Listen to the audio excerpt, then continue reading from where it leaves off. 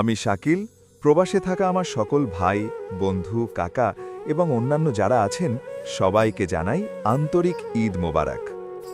পরিবার ছাড়া ঈদ কতটা কষ্টের সেটা সত্যি শুধু তারাই বোঝে যারা নিজের পরিবার এবং দেশ ছেড়ে দূর দেশে থাকে।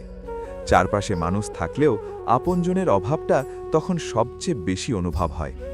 চাইলেও তারা বাড়িতে ফিরতে পারে না। মায়ের হাতের রান্না খাওয়া হয় না, বাবার সাথে ঈদের নামাজে যাওয়া হয় না, ছোট ভাই বোনদের হাসি মুখ দেখাও যেন স্বপ্ন হয়ে থাকে।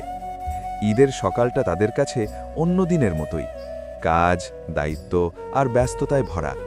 কাজ শেষে বাসায় ফিরে ক্লান্ত শরীর নিয়ে বিছানায় লুটিয়ে পড়া। প্রবাসীদের জীবন মানেই ত্যাগ আর কষ্ট। নিজের সুখ স্বপ্নগুলোকে দূরে সরিয়ে রেখে তারা পরিবারের হাসির জন্য লড়াই করে যায় প্রতিদিন। তাদের ঘাম আর পরিশ্রমেই গড়ে ওঠে পরিবারের সুখের ঈদ।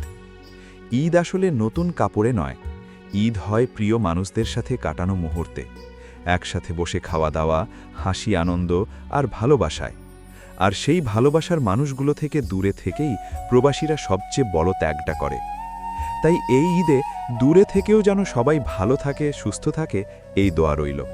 আল্লাহ সকল প্রবাসীর কষ্ট কবুল করুন, তাদের ত্যাগের প্রতিদান দান করুন এবং খুব শিগগিরই প্রিয়জনদের সাথে ঈদের আনন্দ ভাগ করে নেওয়ার সুযোগ করে দিন। ঈদ মোবারক।